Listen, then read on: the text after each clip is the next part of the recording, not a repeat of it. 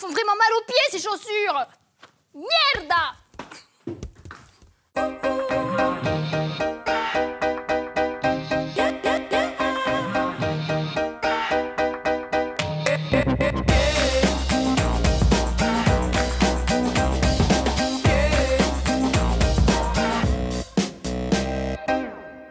Amis du vêtement, de l'art de vivre et de la beauté, bonjour. Bienvenue dans l'émission de mode la plus folle, éclectique et pointue de la télévision française, à la vie, à la mode.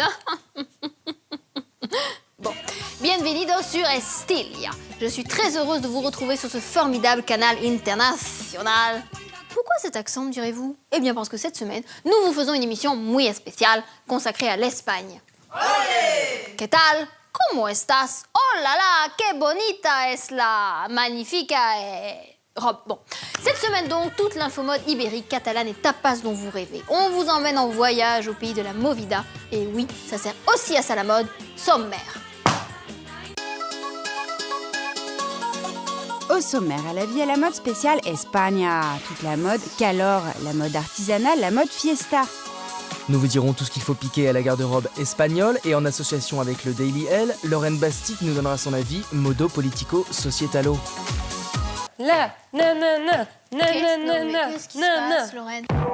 Elisabeth Boss nous soufflera à l'oreille la phrase culte de la semaine. Et nous vous emmènerons au pays des Catalans pour une semana de la moda muy creativa. Es fantástico. La muse mallorquienne Rosy de Palma répondra à notre questionnaire mode et Hugo Lopez nous présentera son objet culte de la semaine.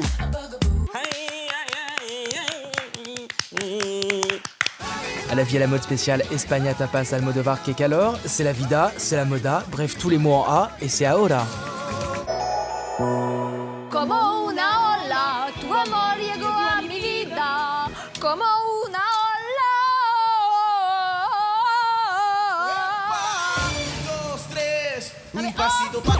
T'as tout gâché là, t'as cassé l'ambiance. Maintenant les gens ils pensent que l'Espagne c'est que la fête là, alors que l'Espagne c'est pas que la fête. Non, non, non.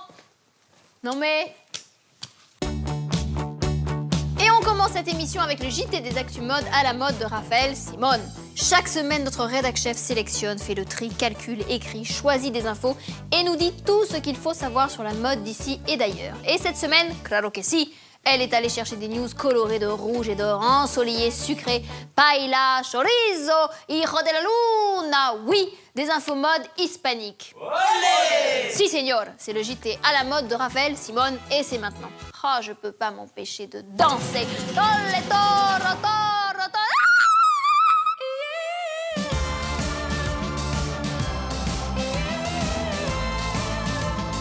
Spécial Espagne oblige, cette semaine nous sommes allés à la rencontre de la jeune et insolente créatrice Maria Escoté et de sa marque incontournable et adulée par les jeunes rebelles espagnols. La créatrice vit et travaille aujourd'hui à Madrid. Elle est connue pour sa gouaille, son rire, son look, mais surtout pour sa marque de vêtements pop et colorés aux imprimés enflammés pour cet été. Yo creo que una de las características de mí y de la marca es el color. Para mí el color es luz femenina. Hacemos todos los estampados de las colecciones. Entonces es ese proceso creativo, que todas las prendas lleven nuestros dibujos, nuestros estampados.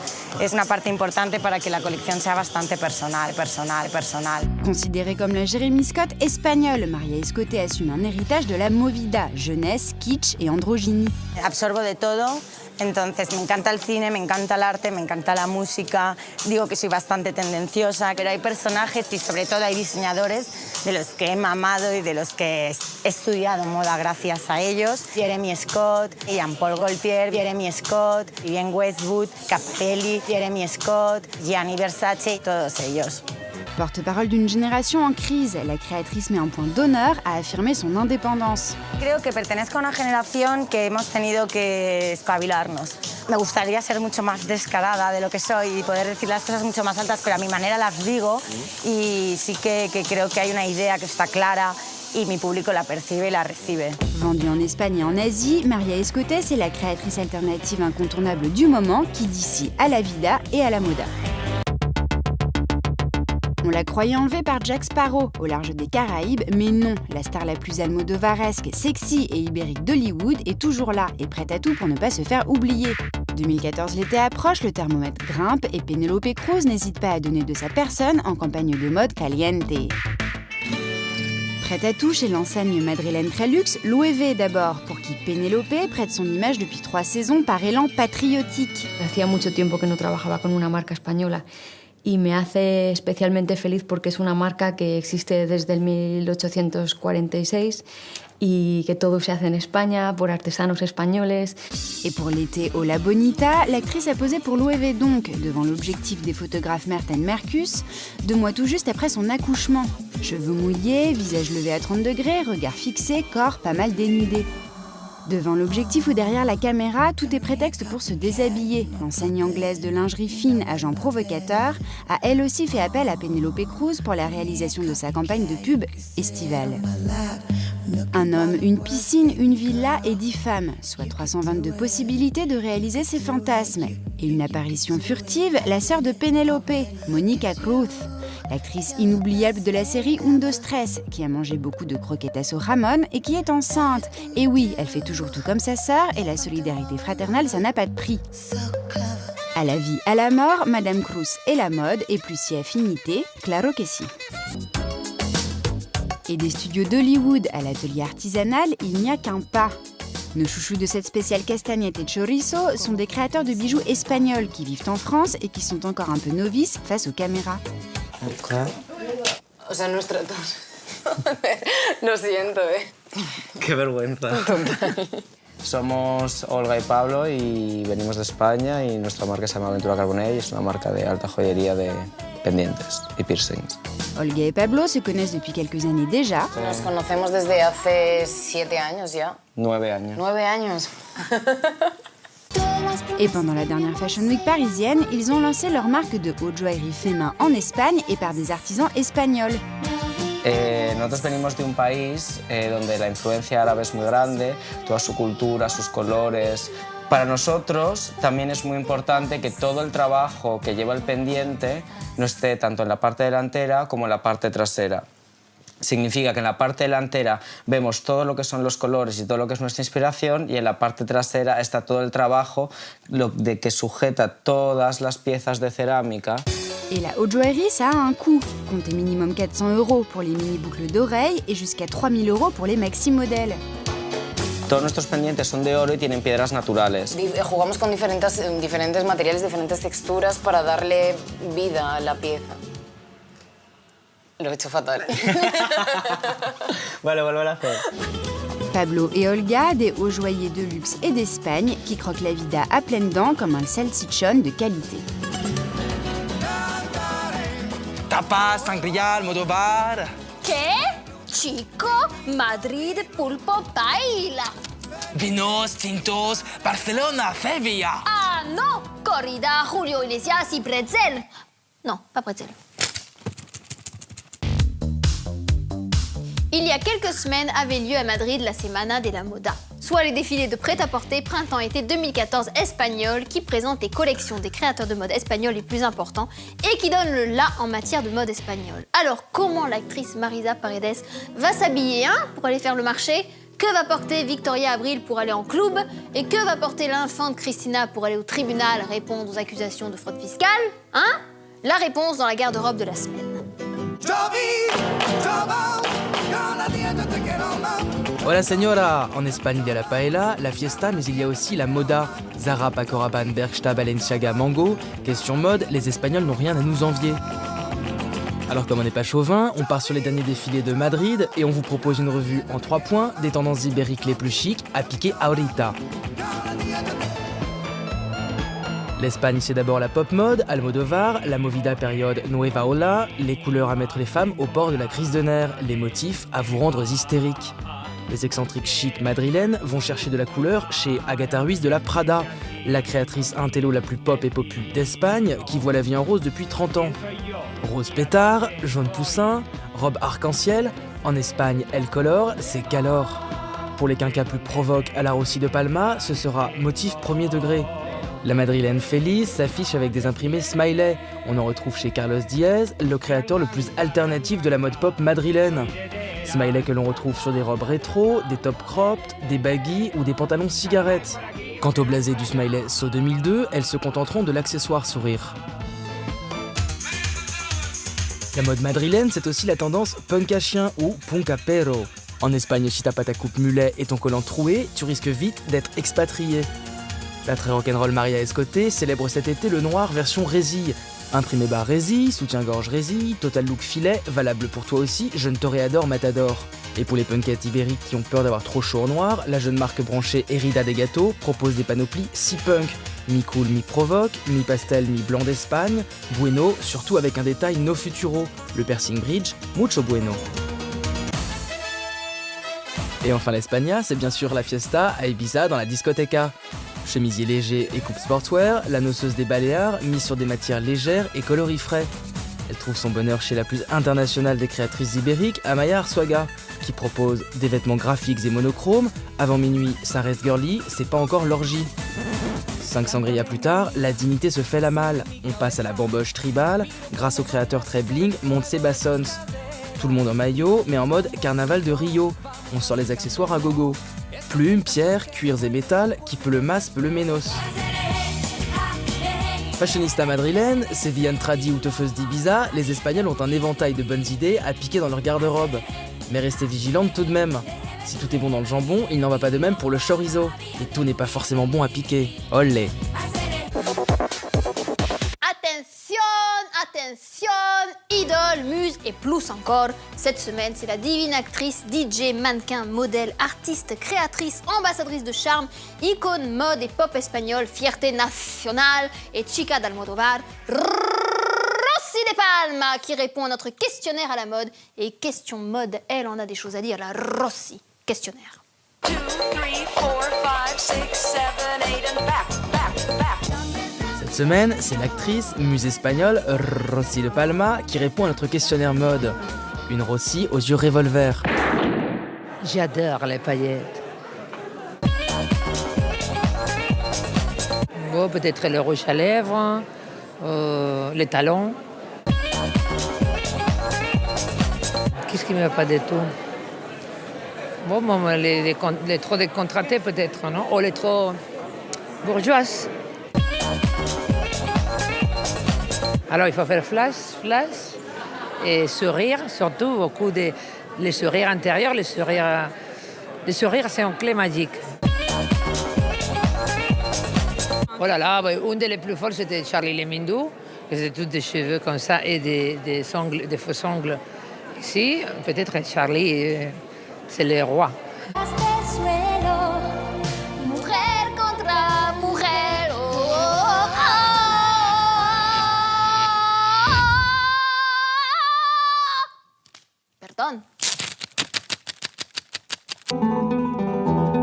Attention chronique, chaque semaine la journaliste Lorraine Bastide vient nous raconter les coulisses de sa rédaction mode. Et cette semaine, pour cette spéciale Espagne, elle vient nous parler à la fois de mode mais aussi de politique. Parce qu'en ce moment, parler de l'Espagne sans parler société, c'est un peu olé olé. Et Lorraine Bastide, elle est pas olé olé, elle est pro. Et sa chronique va être complète, j'en suis sûre. De la mode, des sons dans le code. Qu'est-ce qui se passe, Lorraine?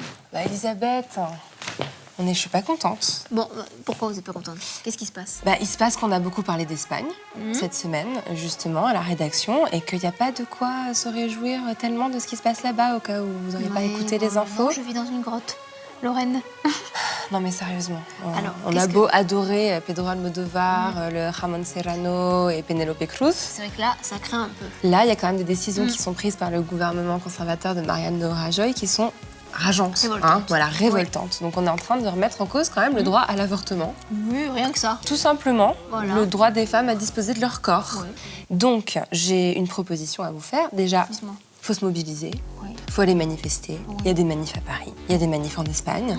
Mais comme on est quand même des filles raffinées, on le fait avec bon goût. Alors c'est quoi de se révolter avec bon goût? C'est Almodóvar. C'est la movida. Si, ¿qué tal? Si, señor. Donc on s'inspire des grandes héroïnes d'Almodóvar, les Kika, les Victoria Abril, le Rosy de Palma. Et on y va avec le cœur, avec du rouge. On On porte du rouge, on porte des boucles d'oreilles, on porte du rouge à lèvres, on porte des talons aiguilles, mais alors pas trop non plus parce qu'une manif, ça veut dire qu'il faut marcher. Ouais. Parfois sur des pavés. Parfois sur des pavés, parfois longtemps, parfois sous la pluie, parce qu'il ne faut pas se décourager quand on fait une manif. En fait, faire une manif, c'est quand même quelque chose de difficile et de courageux. Mais heureusement, aujourd'hui, il existe un nouveau moyen de se mobiliser. Je vois que vous suivez. En talons aiguilles. En talons aiguilles. On peut s'habiller comme on veut pour le faire. Et alors, je vous ai préparé quelque chose. Regardez. Ça va être un truc moderne, un truc de jeune. Aujourd'hui, comment les gens se mobilisent? La nouvelle façon de se mobiliser, c'est très simple. On fait un petit panneau. On se prend en photo, on met sur Internet, et ça, c'est la mode. Toutes les stars d'Hollywood le font. Bon, alors mobilisez-vous avec Lorraine Bastide, tous à vos téléphones portables. Ouais! Oh, Ricky Martin, je suis tellement contente de rencontrer une star internationale.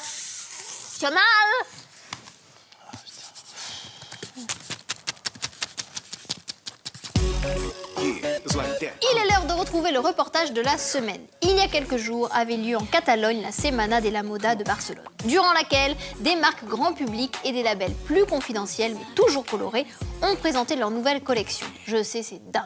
Et c'est tellement dingue qu'on s'est dit qu'on était obligé d'y aller. Raphaël Simon et Fanny Calert ont donc enfilé leur sac à dos, mis dedans une caméra, un micro, des lunettes de soleil, une paire d'escarpins et des anti-vomitifs et ont embarqué pour la Semana de la Moda de Barcelone. Attention, immersion, enquête, révélation, regardons. Ah, en revanche, ce reportage est fortement déconseillé aux personnes épileptiques.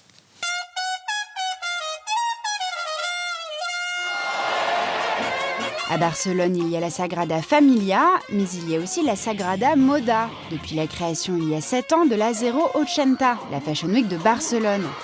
En parallèle de la Fashion Week de Madrid, qui fait défiler les créateurs nationaux, la 080, référence au code postal de la ville, célèbre dans le marché du Born la mode catalane sous toutes les coutures. Des grands groupes comme Mango ou Custo Barcelona, aux petits créateurs alternatifs, toutes les maisons de mode de Catalogne sont invitées à défiler dans la joie et la cerveza. Et pour cette 13e édition, les festivités ont commencé avec le défilé du mastodonte de la mode catalane, Mango.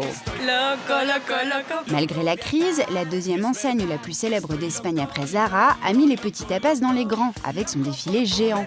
Eran 34 chicas, 15 chicos, 4 o 5 niños, o sea, mucho trabajo. 54 mannequins du monde entier qui sont ravis d'être à Barcelone. Amazing food, the weather is a lot nicer. Good weather, the positive people. I love pimentos de padrón and crema catalana. Tapas and fajitas.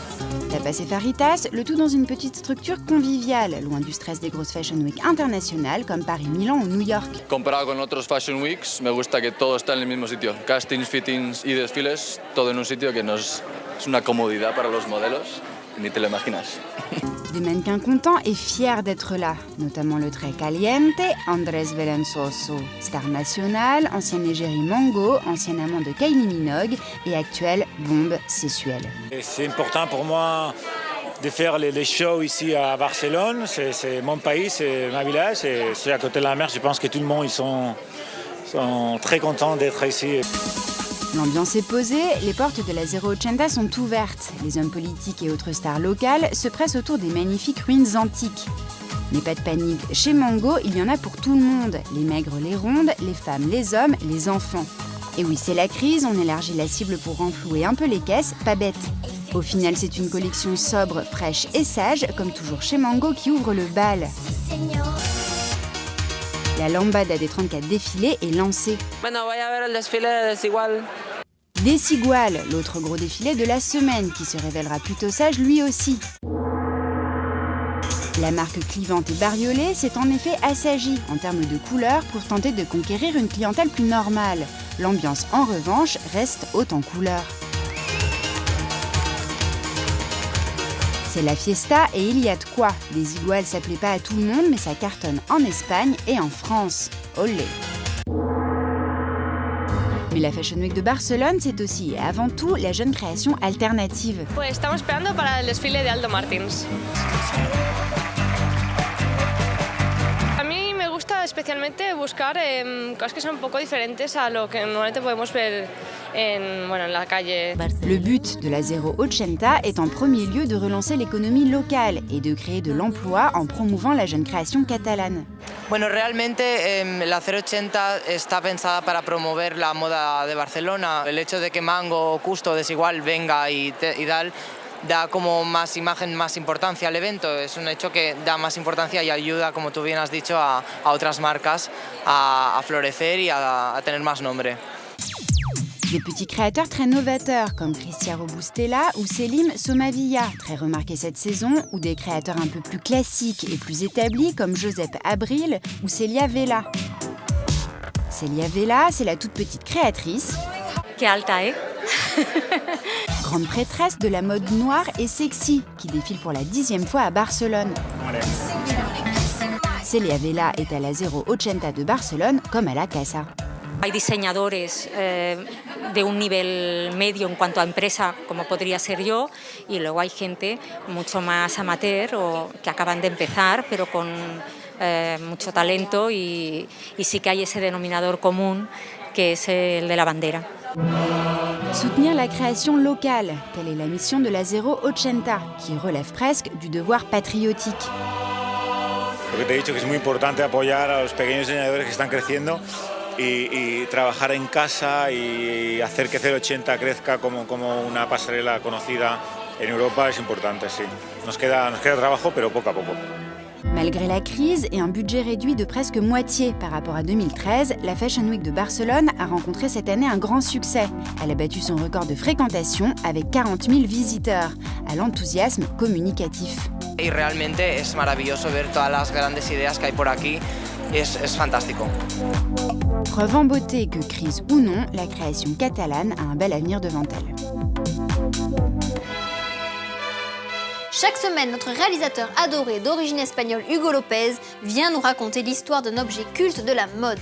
Sa naissance, son mythe, ses vérités et les fantasmes que l'on projette dessus. D'ailleurs, je ne suis pas toujours certaine de la véracité des infos que nous donne Hugo sur ces objets. Mais enfin, cette semaine, comme c'est une spéciale Espagne et que Hugo est d'origine espagnole, je sais que je ne serai pas obligée d'aller vérifier sur Wikipédia le vrai du faux de tout ça. Bref, objet culte. Hola Elisabeth Egoste. Hola Hugo Lopez. Ah, je peux m'asseoir s'il vous plaît? Ah bah vous voyez bien que la place est occupée. Bon. Eh bien ça commence bien. Si vous avez la robe d'espagnol, vous n'avez pas l'esprit, hein? Bah pourquoi? Bon, ce sont plutôt des gens sympathiques. Mais je suis extrêmement sympathique. Vous êtes culotté. Tenez, hop, on voit très bien. Je suis culotté, oui. Alors, aujourd'hui, je suis venu vous parler d'un objet culte espagnol, magnifique, sublime, oui. La robe de Sevillane. La roba de Sevillana. De Sevillana. La robe de Sevillane qui est apparue à la fin du 19e, début du 20e, avec ces femmes qui, en fait, travaillaient avec des vêtements comme ça, qui étaient des sortes de peignoirs à volant. Vous racontez n'importe quoi. Les femmes travaillent en peignoir à volant. Eh ben oui, parce qu'il faisait très chaud et elles pouvaient soulever leur petit volant pour laisser entrer l'air quand elles étaient dans les champs, etc., les pauvres femmes. Donc, c'est un vêtement qui va sans cesse évoluer. Par exemple, le décolleté, à la base, il était en pointe. Parce que je reviens à mon peignoir, qui me fait beaucoup rire. Bien sûr, non, mais tout à Quand fait, on ferme un peignoir, ça fait une pointe. Bon. Ensuite, il est devenu carré, puis rond. Et à nouveau, là, par exemple, aujourd'hui, il devient de plus en plus en pointe. Dans les années 90, par exemple, on a abandonné tout ce qui était pois, volant, fanfreluche. Et on est allé vers des robes de Sevillane très simples. Aujourd'hui, il y a un revival comme ça de poids et de volant. Le poids est même beaucoup plus gros et ça évolue sans cesse. Aujourd'hui, la vente des robes de Sevillane, ça représente plusieurs centaines de millions d'euros et on compte à peu près une trentaine de fabricants dans la région de Séville. D'accord. Voilà. Je vais vous laisser parce que, par contre, vous êtes revival passé, vous avez choisi un tissu très lourd pour la vôtre. Vous sortez mieux. Donc j'ai un petit peu chaud. Allez voir là-bas en Espagne si j'y suis. Allez. Merci beaucoup. Au revoir. Au revoir, monsieur Lopez. Cette émission est presque terminée, mais je ne suis pas loca. Et je ne vous quitterai pas sans vous avoir récité la phrase culte de la semaine. Et cette semaine, elle n'est pas seulement mythique, la phrase culte, elle est aussi philosophique, prophétique, fondatrice. Phrase culte.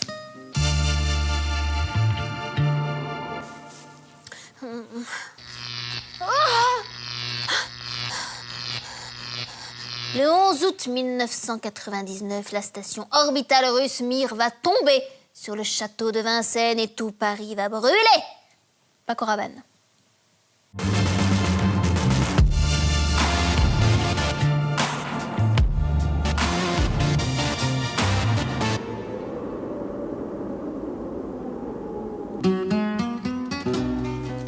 Amigos, cette émission folklorico mode est terminée. J'espère que ça vous a plu, que je vous ai plu et que ce programme vous a donné envie de voyager, de découvrir, d'admirer, de danser, de faire l'amour.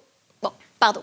Je disais donc que j'espère qu'on vous a donné envie d'aller vous habiller en Espagne, ce beau pays qui traverse une période politique et sociale difficile de son histoire et qu'il faut soutenir et valoriser pour sa culture riche et sa soif de liberté, mais bien habillé. Je vous embrasse muy fuerte. Besos a todos. Aïe, aïe, aïe, aïe, aïe, aïe, aïe, aïe. Bon, bah change de chaussures si t'as mal aux pieds. Mais j'ai pas mal aux pieds, je chante. Idiota.